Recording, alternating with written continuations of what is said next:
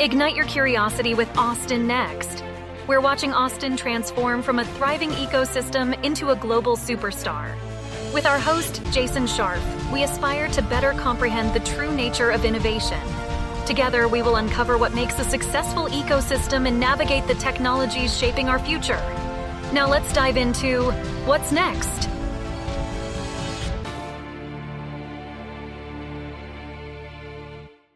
Today's podcast is sponsored by Austin Private Wealth, a registered investment advisor focused on fee-only financial planning and investment management. Their mission is to serve affluent clients with personalized financial advice, fostering a trusted relationship that will endure for generations to come. Austin Private Wealth is not just about managing wealth. They're about inspiring you to embrace a future filled with possibilities and helping you architect enduring legacies. Their core values of integrity, service, caring, excellence, and growth are at the heart of everything they do. Connect with them today at austinprivatewealth.com.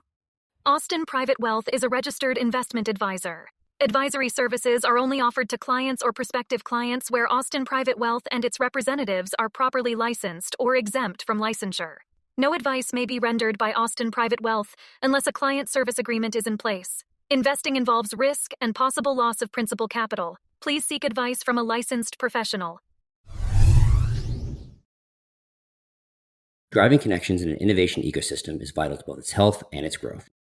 Going on a group walk is not something that crossed my mind as a way to do this, but my mind's been changed, which is why I invited Elle Beecher to come on the podcast to discuss the community she's building, its effect on the ecosystem, and how we might add a new layer to my mental model of Austin. Elle is the founder of the Boardwalks, a weekly event where curious people walk 5 miles and brainstorm. She's on a mission to bring walk chapters across the country so that every Saturday morning at 8 a.m., no matter where you are, you can pencil in 2 hours of potentially life-changing conversation. Since July 2022, Elle has seen that these walks are the perfect way to learn, grow, and generally connect with people you probably never met. Outside of hosting and scaling the walks, Elle works at Meta launching new ad products. Elle, welcome to the Austin Next podcast. Hello, good to see you, Jason. I'm so excited for this conversation. Me too as well. So talk to me about what the Boardwalks is and walk me through the origin story. Yes. Oh my gosh. So I can talk about the boardwalks for probably 10 hours straight. So I'm going to really try to keep this short. But the boardwalks are a weekly event where curious people walk 5 miles and brainstorm. And that might sound simple, but there's so many ingredients that go into it and make the magic happen. And I have now hosted 58 of these walks every single Saturday at 8 in the morning. And we've hosted 4 of the walks in San Francisco, also at Saturday, 8 in the morning. And that is what the boardwalks are. Now, where did they come from? Like all of the best ideas, they came from an extension of something that you love to do. And I absolutely love to walk. I walk a minimum of 2 miles a day, but I hesitated there because I usually walk over 4, but sometimes I'm slacking. So it's like 2 to 4, minimum 2 by myself. My solo walks, there's no headphones. It's just pure boredom, me and the trail and my thoughts. And I would be walking these 5 miles by myself. And so I figured back on July 16th, 2022, you know what? I'm going to be out here on this trail. Let's have 2 of my friends who I've really wanted to meet on this group walk. And then what do you know? 9 people, including a baby, showed up on the walk for walk number 1. And afterwards, we're like, you know what? There was something really special about that. Should we just do this again next Saturday? And then we did. And then we did it again and again and again. And 58 weeks later, here we are. So that is the wacky origin story of the most exciting thing that I've ever created. At what point did you, and I'll kind of loop into my connection to it and why it became interesting on my radar, but so it kind of started with, you said your couple of friends and it being 9 people, and then grew from there. But at what point did it go from this is something interesting and we're doing to a lot more of something intentional that you were creating? What was that tipping point that just, oh, this is fun, we're doing this, to I'm starting to actually create something and I need to think about the way I'm creating it? That's a fantastic question. So believe it or not, that probably started happening around walk number 20. And up until walk 20, I had realized, this is something I love to do. I'd be doing it anyway. So I had absolutely no ego about it. It was just, if anybody else shows up here, I'm thrilled because I'd be here by myself and I'd post a selfie from the trail if it was just me. So the fact that, 4, 5, 10, 15, 20 people would show up was just a bonus. But believe it or not, when they became something really intentional was when we ran into a little bit of kerfuffles socially within the community itself. Quick question on 20 about how many people were at it at that point. At that point, there was probably around 20. We were averaging about 20 people every walk. And what they were, and what they've always been actually, is word of mouth using Twitter. So the one and only way I have ever invited anybody is an open invite tweet every week. That is just a picture of the walk with join us every Saturday, 8 a.m. in Austin. That's it. That's what it's been from day one. And we're not on Eventbrite or Meetup or anywhere else. And I've had so many platforms reach out to me and say, we want to put your walks on our platform. And I'm like, no, I want it to be pure word of mouth. And so that's what it was. And because I wanted to do it my way in an eccentric philosophy that I call non-invitation, meaning that I would never reach out and say, hey, come on my walk. Never once. Outside of that one tweet, which was open invite, I would never DM anybody and say, hey, are you coming tomorrow? Or, hey, it'd mean a lot to me if you showed up on Saturday. No, because I did not want to create an energy of obligation, which is felt in the experience. Because the second that you send somebody a DM and say, hey, it'd mean a lot to me if you came, they're probably going to come not to disappoint you and not because they really want to be there. So from the very beginning, I said, what is more important to me? The number of people who come or people who are really excited to come at a horrifically inconvenient time and day, Saturday at 8 a.m. That's what I wanted. So the culture of and spirit of non-invitation coupled with that friction of it being such a difficult time and day to get at, that is what created that special environment. So by walk 20, we had about 20 people coming regularly in a village. These are people who I was seeing at this point on a weekly basis, like familiar faces. These are people who, some of which have come on over 40 walks at this point. Shout out to Isaac and Lucas, who are tied for the most walks attended right now, actually. We actually made a joke that Lucas was going to Tanya Harding Isaac's knee because he wanted to take over the gold. Whatever it takes. It was really funny. So we have, this is like a little community. It's a village of people I see all the time and I love dearly. So at this point, 20 people. And believe it or not, this is always so funny to think about. There was a gentleman who started joining the walks who was using them for speed dating. And it was not subtle. He was coming and he was basically interviewing the women on the walks to be his girlfriend. And this eventually got back to me, even though at that time there was really no structure. It was small enough to where I felt like I had a pulse on everything. So there were really no rules, no structure. We were walking, that 5 miles, that 2.55 miles, which I experimented with the length a bunch to get to that 5 miles. And when it got back to me, I was like, oh my gosh, what do I do? This was so unexpected. I did not see this coming. And it kind of sent me into an existential crisis on behalf of the walk. Because here I am at this point doing this for 20 weeks in a row, and I encountered a situation I didn't know how to handle. And I really sat there and said, you know what? How did this happen? This happened because I am assuming that people are going to show up here with my same intention without saying my intention. So I'm assuming that there are going to be people who are going to come just for conversation. That was my first mistake, because if you don't set ground rules, if you don't set an intention, people will project their own intention onto your space. So I sat there and I was like, okay, I need to handle this situation. I need to have a hard conversation with this person. And it was actually my co-host for the Austin Walk, Veronica Wolferman, who had this amazing, crucial conversation with this person. And she and I really brainstormed, like, how do we prevent this extremely uncomfortable situation from happening again? Because it had essentially gone too far with that person, and there were people who were made to feel uncomfortable, and we couldn't save it, right? Like it couldn't be constructive at that point. It had to be an enforcement conversation, for lack of a better phrase. And so I was like, okay, I will prevent this by inventing ground rules. And that process of me being like, what is this? What if I had a magic wand and could create a walk utopia?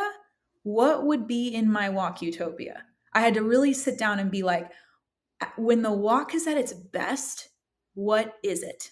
Who is there? What are we doing? What's our intention? So I created the format out of this moment, out of this severe awkwardness that I didn't see coming. And then from there, I almost got addicted to refining it and to being like, okay, I created something. Now we're in a stage where it's like more people are coming. The magic and intention and energy needs to be protected. And I have to prevent this awkward, what do we do? Oh, when somebody comes and does this, if they come and they try to sell something, if they come and they try to speed date, if they come and they're trying to monologue to somebody about their bad dating experiences, what do you do? And so from that moment forward, I was like, I will never be caught like this again. I will have a playbook for exactly what needs to happen when this stuff happens. Yeah. So that walk 20 was when it became very intentional for me. Now, at the same time that you have the clear boundary line that was obvious to you on what you like, this has gone too far. And you said you envisioned your walk utopia and how you want to frame that. Everybody does, though, come with a different intention. And I don't mean intention in a bad way. I mean intention in a good way. I want to get different things from this walk. And I think it's kind of a good moment to kind of, the way I kind of came about with this kind of, how it came across my radar, right? I'd actually, we first met at the walk of I think it was last week. So that was kind of my first walk. But it had actually, I don't know why, but it'd come across Twitter before, and it was just not something that was interesting to me. It did not seem that it was appealing to what I was looking for in networking and the like. Like it didn't seem to hit the vibe that was from that, what I was looking for. And to be honest, the funny part was, and this is what it is at least when I looked at the pictures and listened to the things, a lot of it came from the time perspective. I think the difference between you and myself is like, I have small kids, and Saturday morning, and the idea of is like, that's a big lift to ask me to be like, okay, I'm going to leave everybody, go do something for 2 hours on a Saturday morning early. And so that was that. And what kind of came around in one of these aspects was when the beginning of the Forbes 30 under 30 for Austin came, the author actually tweeted at a whole lot of different people, myself included. It was like, hey, if you know anybody interesting that would be that for nominations, that you should go, nominate who fits this criteria. And I kind of laughed, in later conversations. I'm like, I don't know anybody under 30. Like, just like generally speaking, I mean, I'm sure I do, but like that was just kind of like the first. I was like, I don't know a lot of people in that, just because of place of life and those kinds of things. And so it was kind of funny that after the list came out and trying to find different angles of networking, and saw that you had made the list and this had done, and there were some scheduling things that made it slightly easier in terms of like children activities. I was like, hey, why don't I actually go and try this and see what ends up happening? And that was one of the things that was really interesting from my perspective, and getting back to the intentions, my intention here was actually to one, see it from a different perspective and see was like, okay, I'm actually trying to, in theory, meet a crowd that's very different than the group that I normally meet, even though did meet people who knew people that I knew, so it wasn't as far away from the groups that you would expect. And so when you think about that intentionality and as people come in, how do you think about the ground rules and the box that you want to put around it without Yeah. smothering people's creativity and interest that they want to do? Yes. That thank you for sharing. It's really good to know that the time and day was a barrier because it's designed to be one actually, and not to keep anyone out or to keep you out or to keep parents with small kids out. Some of my favorite people who come are parents and they bring their babies, and we have babies in harnesses and strollers, and I'm trying to figure out how to be inclusive to like the 5 through 10-year-old Which group. you've described all of my children. Yeah, exactly, because their legs aren't quite long enough to make it, comfortably. So I'm really thinking through that one. But long story short, love including parents and being all inclusive. And that's actually part of the walk's magic is that it's open to everyone as long as you consider yourself curious, kind, and open-minded. And that is in the ground rules and something that I actively enforce. And you might ask, how do you enforce on values? But it's really on the behaviors that create those values. So, how do you enforce on making sure that everybody's curious? This actually comes very cleanly with the intention, which is to have energizing conversations across all topics. So, that intention, which is super critical, is stated at the event itself in my ground rules speech, as you know, but then also online in the actual event sign up. It's said plain black and white, please reflect and bring a topic to discuss, which can be anything, and you don't have to be an expert in it, and you can just be absolutely curious about it. It could be something you saw on Twitter that you really want to learn more about, because the magic here is that we're bringing together people of all different backgrounds, and we've had actors, professors, we've had athletes, we've had tech folks, venture capitalists, I mean, you name it, the gamut of backgrounds on this walk of all ages, our youngest being 6 months old and our oldest person being over 70 come to the walks. And that's the magic of it, is that a lot of the time this group of 50 or more people may hold the keys to something that you didn't even know you were looking for. And what you're creating in this environment, bound by that very strong intention of conversation and intentional conversation, is here are people, curious, kind, open minded, who are down to walk and chat. That is what we're here to do. If you're not somebody who would enjoy that, you probably won't like the walks, and you probably should not come. And coming to the walk at Saturday 8 in the morning is also a detractor there. But if you are someone who fits all of those parameters, loves to walk and talk, and is willing and able to wake up that early, this is the space for you. And so the way I see the intention is very much, how do you make a niche out of curiosity? How do you make a niche out of people who are bound by a love for meaningful and energizing conversations? It's a niche that I don't really see being built for, especially not in the in real life event space. So that's where the walks came to be. A lot of people challenge me on this because they're like, curiosity is not a niche. I totally disagree. I don't think that every person who walks the earth can honestly call themselves curious. I think it's a very specific kind of person. And curious plus kind plus open minded plus a lover of energizing conversations, that's my person. That's who I'm building for. That's who the walks are for. And when those people find the walks, they join, they fall in love with it, they call it life changing, and they come over 40 times. So that's my person. And I strongly believe that there are just legions of these exact archetype people in every city, which is where that scale comes in. So That is when you ask about intention, like that's where the intentionality comes in. We think about the intentionality, though. I think we've been focused a lot on the person, almost the customer, for lack of a Mhm. better term, of that's coming into this, or the member, the person who really goes to this.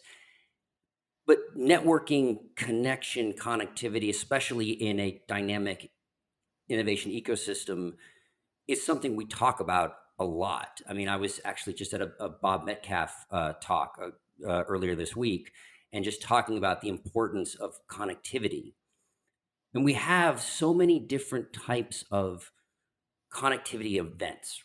You're talking about like these things. We have coffees, we have happy hours, we have drinks, we have breakfasts, we all of these different kinds of things. Everything from the highly curated to the here's the 500 person free for all. When you think about the design of the walk product almost, and you think about how you're Mhm. creating it different from these different in real life networking types of events, community events, what the category that we're going to kind of lump them all into. How is it that you're thinking about it differently? Because I will say, like, I've been to all of them, right? All of these type of different things. And and I have different types of ones that I personally like, don't like. One of the things, and obviously I will reveal more about myself in this thing. I What I found interesting to me, and this is just my own preferences, I've tended to like structured conversation style better than the free for all, happy hour. Like that's never been my like. And what was interesting to me was there was a free for all element to the walk that didn't feel like the free for all element to a networking meeting, even though I knew no one there. So it still had the same happy hour element of that.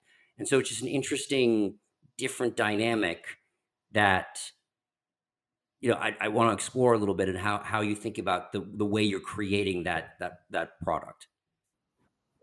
Yeah, absolutely. So this is where, okay, man, where do I start on this? There's so many directions I could go in. There are key components of the walk format that make it special and that make people leave feeling like, wow, I am energized. I chatted with 5 new people about something that I probably predicted I'd talk about, but then a bunch that I didn't, that might be life changing. And I also got 10,000 steps in before 10:30 a.m., which is fantastic. And so when you think about like how do you get to that? How do you create an experience that gets somebody to say what I just said? That's where the walk format comes in. So I think about it in an experience design term that actually someone on my walks, my regular Takashi, told me, which is tight parameters loosely held.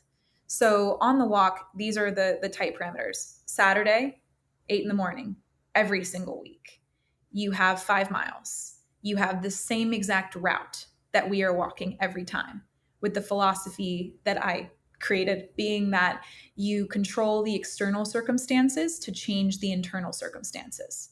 So if you're in a predictable, familiar environment, you're walking that route. I can walk that route, that 5 mile loop that we do in my sleep because I've done it 58 times every single Saturday. So when I experience the walk as a regular, as someone who has come so many times to this walk, I have new insights, new ideas, new light bulb moments every single time I go because I'm not actively thinking and using my conscious mind when I'm on the trail. And that's where you get people who come to the walk once and they come every week after that because that's what's happening in the brain. And that's what you're activating when you're walking, which feels very different than, like you had mentioned, other networking events, of which there are a billion formats.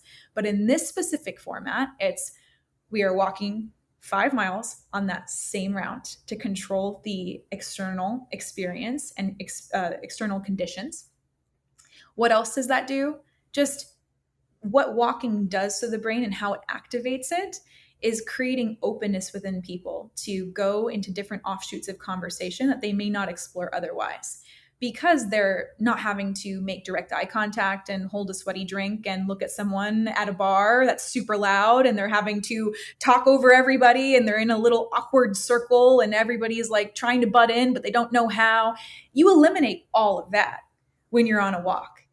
Basically, from where I'm standing, you eliminate all the really just cringe, like hard parts about networking events by doing it in a walk format, which is why I love this so much.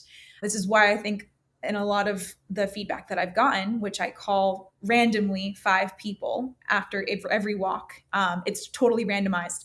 And I ask for their feedback. This is how I get, this is where more of my product background comes in and my sales background, but this is where I get like net promoter score. This is where I get product market fit score, and where I literally calculate this using a set of questions. And as far as product market fit goes, which is how likely are you to be disappointed if you can't use this product again, or if you can't come experience this again, we're at like 100% of people who would be extremely disappointed if this didn't exist. So much so that they tell me, like, if you stop doing this, I'd literally still show up. And so many people tell me that, like, this walk lives beyond me, because they know that for the last 58 weeks, every Saturday, 8 in the morning, we're at that coffee shop. So even if I didn't show up tomorrow, other people, probably 50 people would. Like, nobody knows if I'm going to be there. I just am. So all of that is to say, like, that's how I think about the design of the experience is, what are the brilliant basics? What are the foundational elements of this walk that have to be controlled in order to create a specific container where people can organically thrive and create new connections in their brain and also with other people? One thing that I haven't mentioned yet, which is, this is like the more non-obvious part of the walk. So there's 2. First, it's a massive driver for personal growth. And what I mean by this is, when you are a more introverted person who maybe felt a little isolated during the pandemic, or you just moved to the city and you don't really have a network of people here, you don't have many friends here, this walk is the perfect low pressure way to show up, to be intentional, to bring a topic, and to give it your all for those 2 hours, for those 5 miles, and walk away most likely with someone that you really connect with. And I don't ever promise friendship, but it happens. I promise conversation, but friendship happens along the way, which is very exciting. So you have the personal growth element being like literally building social confidence with every walk that you go to. And I hear this from so many people. Arth and Lincoln recently, over the last 2 or 3 weeks, we've talked about it together, just saying that they went from being introverted a little bit, how do I find my footing in this city, to I come to this walk every single week and I don't intend to miss it, because now I went from being an introverted person who would shy away from social interaction to I'm going up to people in public. I am striking up conversations with strangers in the elevator. And I am operating as an actual socialite in this city. And all it took was 3 months of walking Saturdays at 8 a.m. regularly. So that personal growth element is what I'm actually so excited about, that is hard to capture in words or even in the description of the walks. So that's the one non-obvious part. The second non-obvious thing is the community management. I touched on this at the very beginning when I talked about having to have that conversation with the person who was speed dating, our first speed dater. There have been a couple, but that community management piece, which I know you and I talked about on the walk itself, is silent. No one knows it's happening unless I'm having a conversation with you about one of the rules. And that's the magic of it, because the intention and the rules are set. And you saw me, I get up there and I give an over 3-minute speech that's very specific. And I outline all of the expectations and who this is for, what we're here for, what you might do, some tips on how to have the best experience. An example there would be like, some people set a goal of talking to over 5 people each time. So I throw in little hints and tips for people who are there for the first time, of course. But that ground rule speech sets the foundation for me to have crucial conversations for people's personal growth, and to also have either proactive or reactive conversations on, hey, I got this feedback, or hey, I actually observed or noticed this thing that I wanted to put on your radar and talk to you about, or just do an intention check-in if I'm getting feedback of any kind that might be potential violation of the ground rules. And that literally happens at least once on every single walk at this point. And no one knows it's happening, which is also key. So I think Austin's at an interesting time in that we have this opportunity as a thriving ecosystem, and I've talked a lot about it on the podcast. I think that we are making this ability to transform into being really the next superstar. And yeah, it becomes modeled off of a new model, right? I always hate and I've said this so many times on this podcast, but like I hate the Silicon Hills, I hate Silicon Beach, Silicon Alley. Like as soon as you try to be something else, you're always going to be second rate that. And part of this transformation, though, is just that. It's a transformation. So you have new groups, new communities, old groups have to transform or die off. And one of the things in that is the nature of communities and networking is changing in Austin for a lot of different reasons. One of them being just downtown's not the center of the universe. We're growing in multi-hub. You've got remote work. We've got all these different sectors. If you were to think, so there's more two different questions here. So one is for the community of the boardwalks or the walks themselves. You talked about like this community and this personal growth. What do you see as possibly the second and third order effects of a group like this to both the community and the ecosystem as a whole? And the second thing is, where do you think, because this work can't be the only networking community group out there, right? We need lots of these things. I mean, that's for us to thrive is there can't be just one. We have to have tons of different niches and cross sections. What do you think that they should learn, apply, think about differently kind of going forward? Yeah. So going to the first one about the second and third order effects of what I'm building. So I am building, even though it's open to all, I'm building for a very specific person, curious, kind, open-minded, who loves conversations. But the magic of that is that it's across background, age, and industry. So I know you and I have chatted about creative collisions, and the walks being a great example of a space where those happen. That is what I'm most excited about for second, third order effects, where you have people who would probably never have met anywhere else across all these different backgrounds and specialties and industries in the same place, knowledge sharing and chatting and creating. And I can't tell you the amount of businesses, side projects, even just financial strategies, relationship strategy that have been born out of these walks. And they are, in an unintended way, a hotbed of innovation that happens every week because of the fact that they bring together people of different backgrounds. And so the second order effect of the walks is that now we have cross industry communication. We've broken down silos, which my experience of Austin before the walks was very much, here's the tech event, here's the product management event, here is the salespeople event, here's biotech. And it was all very siloed, but where is the more generalized networking event with a strong intention that allows these people to brainstorm? Where is that? Not just to meet, right? Because that would be like your traditional happy hour. But how do we get these people in a room actually spitballing, brainstorming, bringing ideas, discussing, and then seeing what leapfrogs from there, or what innovation we can create in that environment? So I'm very excited to see all the different things that continue to crop up and these unlikely partnerships or mentorships in some situations that have been created from the walks as a second order effect.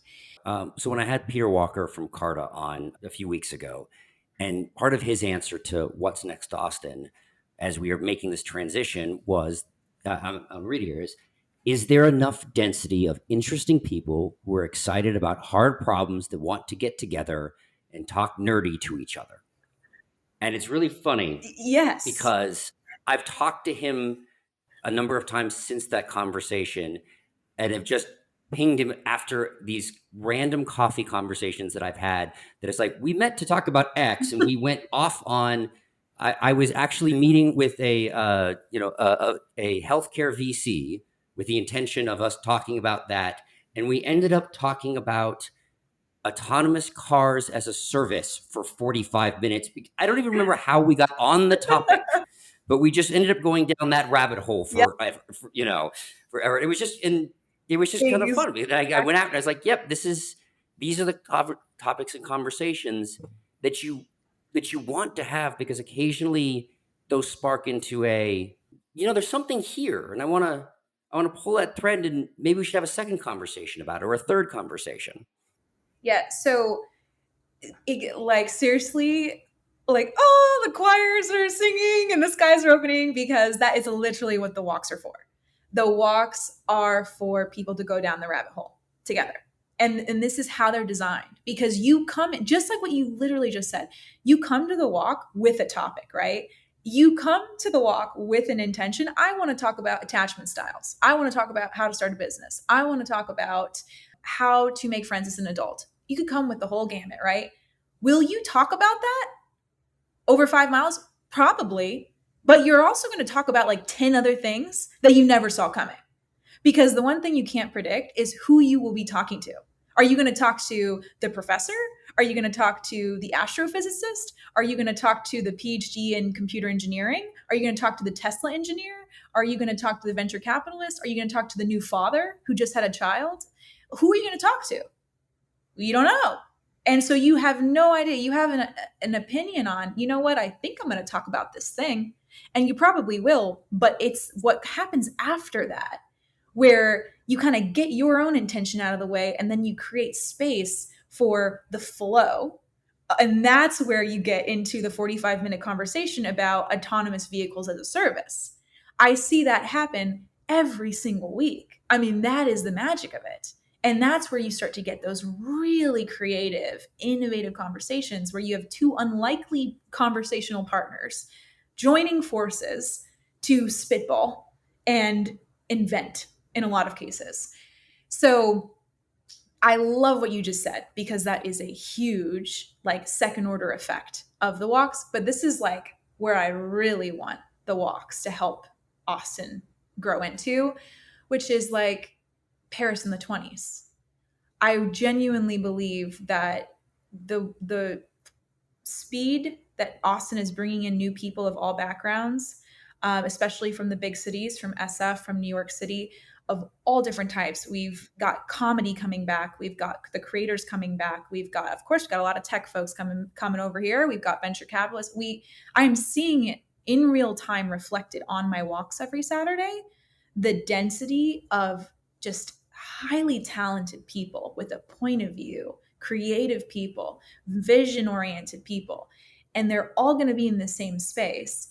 And as a third order effect of having all of these people in the same space to just brainstorm, not to network, not to let's go and give out business cards, but to literally just have conversations and see where the flow takes them, that is what's going to take Austin to the next level. That's where I think Austin has the potential to be a Renaissance city. I love the idea of trying to replicate the cafe culture of 1920s Paris.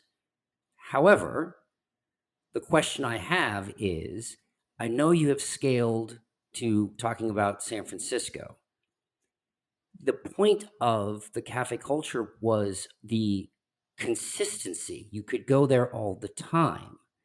So if you want to replicate that with the walk, why aren't you doing a second day a week or a third day a week instead? Because that's the harder, because it was always, in theory, that's the third place concept. We all go to Starbucks. We all, I'm going to work here, and that's the dream, right? Of I'm going to do this.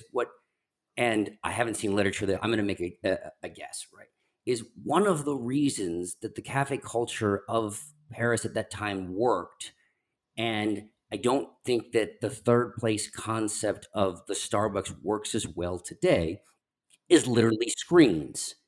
Is if I'm absorbed with the headphones on and into the screen, the likelihood that I'm going to be chatting with the people next to me in a actual conversation, like you would in the style that we were, at that time, or going back to the shops in the 1700s, right? Like that's why you were able to do the American Revolution was the tea shops, right? And so if I'm not that kind of absorbed, so that becomes the positive nature of the walks. You just said, like, I'm not looking at my watch. We're all having this kind of aired out. But then if you want to replicate that, having it just 2 hours one day, one time a week, you're not going to have that scale. I'm not saying you should be doing that, but that how do you kind of square that circle? Yes, that is a great question. So that what I described to you in terms of like what I think that the walks will do as second, third order effects to Austin as a city is very much a happy accident, if I'm being honest, because I love what the walks are going to help Austin achieve. But what I'm most excited about the walks is the feelings of connection and belonging that they have created for people in a time of extreme disconnection because of what you just said. So, because of the fact that there's no serendipity anymore, because there are very few moments of genuine presence. When you go on a walk, even by yourself, which I do on a daily basis, and you look around and you see everybody has headphones in, everybody is on do not disturb in real life. And they don't get disturbed, right? But it's in those moments of presence and, hey, I'm making eye contact with you. And hey, like I can strike up a conversation with you, on the trail. It's in those moments that we push humanity forward because we have those moments of just, wow, that was an electric, life-changing conversation I never would have had. We're not having those moments anymore unless they are planned serendipity, which is another one of my philosophies for the walks. That is very much how I see the walks. It's planned serendipity. It is bringing people together who would probably all be somewhere in the city walking the trail by themselves, but most likely in do not disturb mode, who are like, you know what? We are ready to be disturbed. We don't have headphones in. We don't have our phones out. We are ready to talk. We are here with this intention. That's what makes it special. So with all that said, what I'm most excited about after doing this for 58 weeks in a row is I've heard from so many people. I mean, at this point, over 1,000 people, the impact that these walks have had on their lives. And when I think about, wow, I created this thing that is bringing people together on a weekly basis, similar to church, if you will, and draw that comparison where you have a weekly event in the same external environment that you see familiar faces at the same place, same time on a weekly basis. I basically invented an alternative to that kind of connection spot, that vehicle for belonging that I want to bring to other cities. And that's where my focus is outside of Austin itself. I'm very proud to have built this here. And I just already know in the folks I've talked to that some of those effects that we're talking about, those second order effects, some of the startups on the scene were created on the walks. So I know that Austin has already benefited in more ways than one from the walks. But my sights are really in like, wow, just by sheer like happy luck and an extension of something that I absolutely love to do, I have created a solution for the disconnection and lack of presence that exists all around the country. And I want to bring my solution, this in real life experience, very, very slowly and intentionally to as many places as I can, which is what led me to San Francisco, hosted by the amazing Elle Beecher. She's done 4 walks so far, which is very exciting. And I'm using that second chapter, the San Francisco chapter, as a little bit of an alpha test to understand, okay, how do we scale this thing to other cities? What obstacles are we running into? How do we need to refine and change the playbook that I've created on community management? Is there any part of this that breaks when it goes beyond me? That is what I'm learning with the help of Adele. And I've got quite a few amazing woman hosts in quite a few cities lined up when I'm ready. But when it comes to the grand vision, I really want to bring this to as many cities as possible. Like, this thing is magical, and Austin will benefit, but it goes beyond Austin. I want to bring the magic to the entire country. And we even have some folks who have applied to host internationally as well, which I'm very excited about. So it'll go beyond the United States even at some point. What do you see as the interconnectedness of the cities that you have the walks in? So let's just take San Francisco and Austin and just pretend for a moment that's it. Where do you see the additional, 1+1=3 ability there, where if you have in those two cities, what connections, what increased belongingness can happen by just having the same experience in those two cities? So when it comes to the walk format itself, I went very much to, we discussed this like first principles thinking, where it was like, I want to go down to the basics. I really didn't want to be influenced by any materials. So I didn't read any books on how to host, how to throw an event, how to do a networking event. I just wanted to really go in with a blank slate and to pay very close attention to field research. Like, how do I feel as an attendee? How do I see that hosts are showing up? And then kind of build from like a very authentic place to me. So that's the first little thing I'll say, is I'll say that like the walks themselves came from this very organic place. But then when I think about like how the different cities play with each other, like that core structure, that core organic nature will always be there regardless, but it will exist in the same exact way. So like the Saturday 8 in the morning, the ground rule speech, even the way that the ground rule speech is delivered, the kind of person that we are hosting the walks for, curious, kind, open-minded, and loves conversations, every element that exists in the Austin walk has been taken to San Francisco. So what I'm creating there, almost if you think about like the difference between Disneyland and Disney World and the experience between those two places, if you go into both of those places, you're going to leave with the same feeling. You're going to experience the Disney princesses the same way. You're going to experience the parks in a very similar, if not close to identical way. That's what I'm building in other cities. So I'm very, very intentionally choosing like who is the perfect host for this experience. Somebody who has the qualities that I believe are essential to creating that right environment, that right energy, that right culture. And this is where this all ties together, so that if you are from Austin, going to the Austin Walk every Saturday, but you're traveling to New Jersey or California or Alabama, North Carolina, South Carolina, you can attend a walk Saturday 8 in the morning and have that same predictable experience, regardless of where you are. So that, what I'm really thinking about right now is the in real life experience parity. That's what I care about, is like, I really want to create something where you've got plans every Saturday, 8 in the morning, no matter where you are, to dedicate 2 hours to having energizing conversations with a very specific kind of person. And I know that this is where I go back to kind of the beginning when it comes to first principles. What I care about is that base connection via conversation. And I think that coming from a tech background and tech being what I do in my day-to-day, the job that I actually get paid for, when I think about like where tech comes in, I am much more interested in solving the in real life parity, because it's such a hard challenge. Oh my gosh, it's endlessly challenging.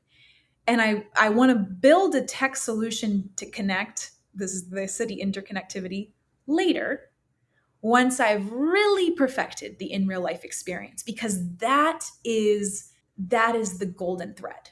Like the in real life experience parity is what will take this thing to a level that will accomplish my major vision of creating a space in every city for people who are like this, for like my person, for the people I want to build for.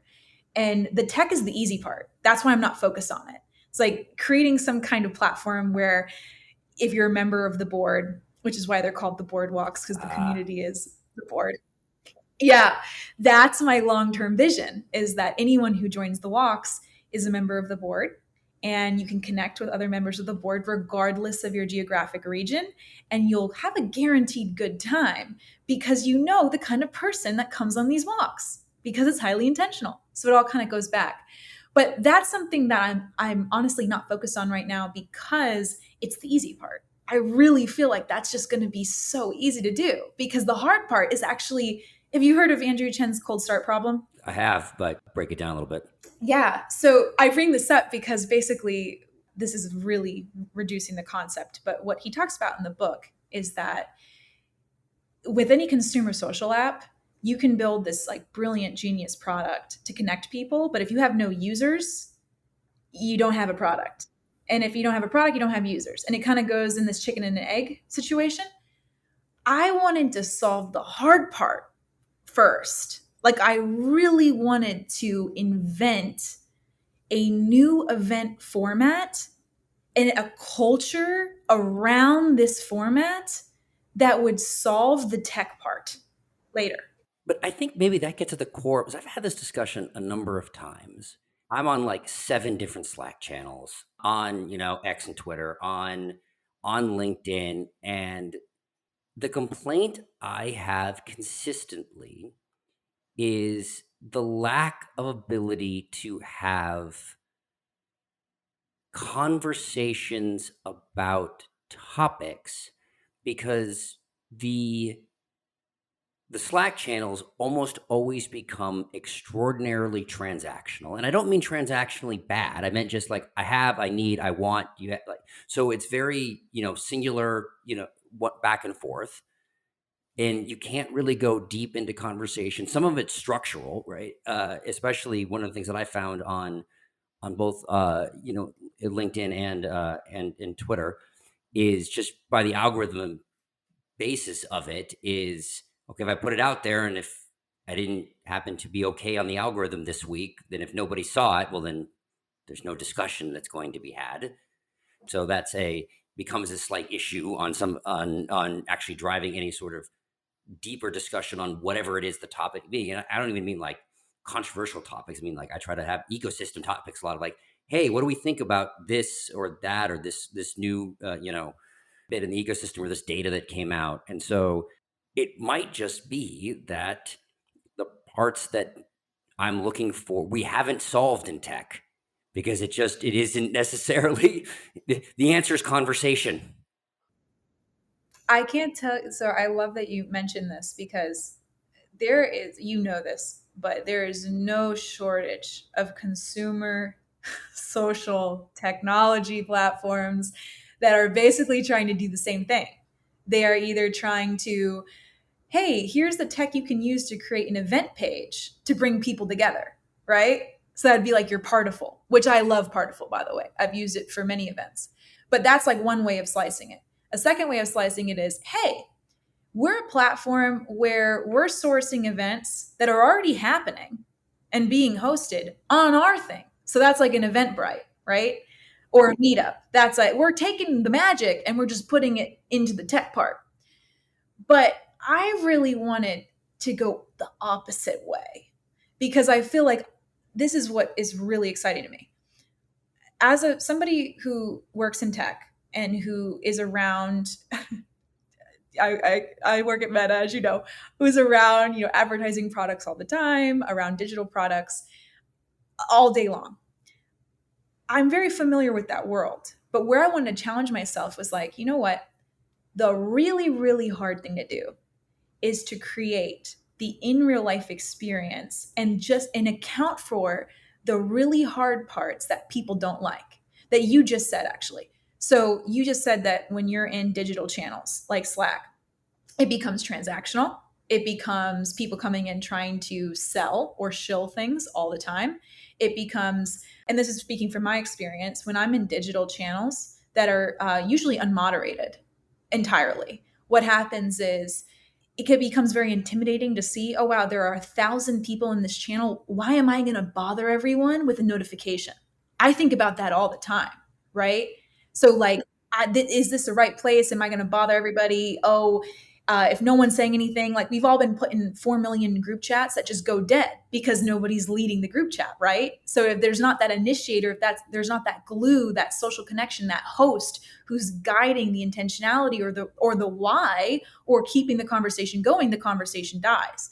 So what I was really interested in solving is like, you know what if we were to fix this, solve this, all of these problems we just said in real life, which is where my ground rules for the walks come in, while also bringing in new people, fresh ideas, fresh perspectives on a weekly basis. So, on the walks, we're averaging over 50 people right now. And on each of the walks, there's 10 to 15 brand new people from brand new backgrounds, brand new ages, just net new.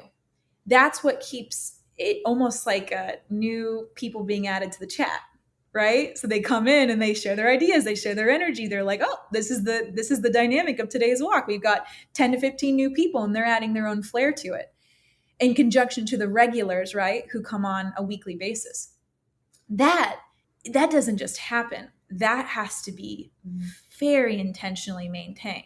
Just like an online chat room would, where you'd like block people who aren't fitting the intention or being rude or transactional or selling. I learned how to do that in real life, which is hard. That is literally, it's way hard. I mean, I can't tell you, Jason, it is hard to have these conversations, which I've created like playbooks for over the last 58 weeks. That's why I've been going so methodically, and some would say slowly, because I needed to get this right. I literally needed to invent ways to have these conversations and to tell anyone who hosts the walks in other cities, hey, decision tree. If someone says this, you say this. If someone comes wanting to sell, this is what you say. I was inventing scripts on how to do the block button in real life, literally. And there's no playbook, there's no script. I drew inspiration from oddball sources that kind of fit. Like, for example, Brene Brown and her work on shame and vulnerability is very inspirational to me.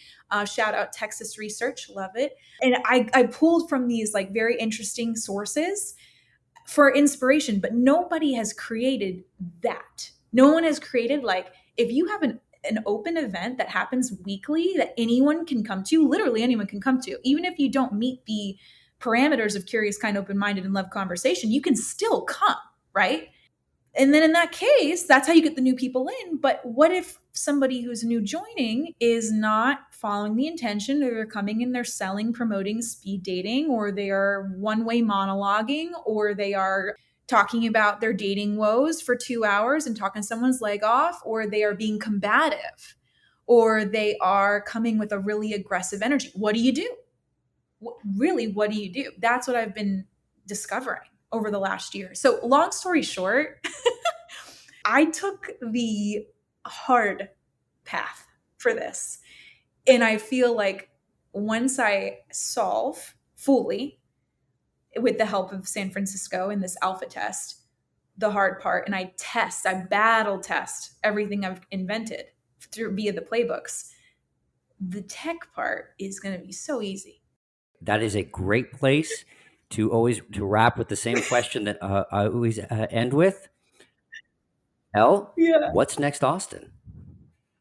Oh, man. Oh, what's next, Austin? I'm going to harken back to Paris in the 20s. I believe it. I see it. I see it every single week. I mean, without exception.